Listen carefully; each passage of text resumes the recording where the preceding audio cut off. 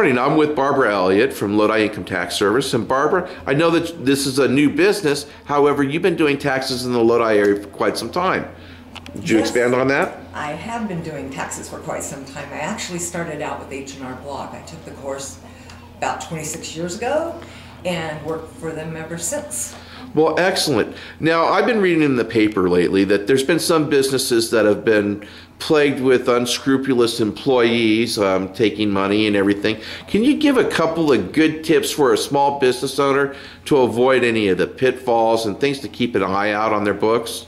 Well, one thing, they should always have control over what's going on. They should be able to check things once in a while. It's your stuff. You need to keep up with it. And then the other thing is, if you have a bookkeeper that's signing the checks and reconciling the statements, that's not a good thing either, because you'll never know what's being put out to whom, by whom. Well, thank you. And now, since we are in the heart of tax season, any good ideas and tips for us fellow businessmen out here? Some of the deductions that we kind of mess up on. I know I drive a lot and the chamber pays my mileage. Can I take a mileage deduction also? Well, if you're being reimbursed for those miles, you cannot take the mileage. But if you are not being reimbursed what the IRS will reimburse, you can take what's over that. So in other words, let's just say you're getting 27 cents a mile for every mile that you do. The IRS gives 50 cents. Now this is for an employee. You're an employee using your own car.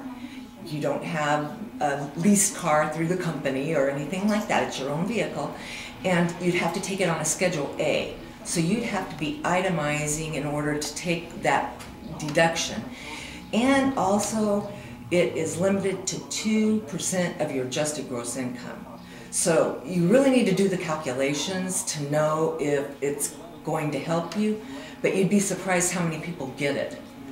Well, excellent. Now, I know we have, on top of Tax Day coming up, we have another celebration, and that's going to be Thursday, March 3rd. Not Friday, March 4th, but Thursday, March 3rd. We're going to be doing the grand opening ribbon cutting celebration here at Lodi Income Tax. Would you like to say a few words about that? Sure. First of all, I just want everybody to know everyone makes mistakes. Everyone does. Not just, you know, Joe Blow down the street. I can even make mistakes.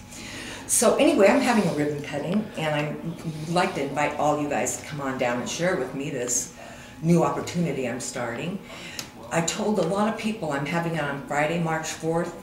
I lied. I'm actually having it March 3rd, and I think 5:30. 5:30. So I'm going to send that invitation out one more time with the right day on it, and if you come here on the 4th, I might not be here. Now let's give the location. You're right on the corner of Sacramento Street and Turner Road. What's the actual address? The actual address is 851 North Sacramento Street, and it's Suite C. And you'll see all the beautiful flowers out front. Yeah, they're growing fast. Hopefully they'll be blooming by then, and I'll have my St. Patty's tree up, and everything will be nice and bright in here. And then I just wanted to give one more hint to people, and that's if you prepare your tax return, or anybody does, and you owe a liability, don't shine it on, send it in, because that liability can get really high if they penalize you for not filing your tax return, and they'll put interest on that, penalties on that, including what you owe them tax-wise, so it can get up there pretty high. Well, thank you very much, Barbara, and we'll see you all on Thursday, March 3rd at 5:30 p.m. for your ribbon cutting. Thank you.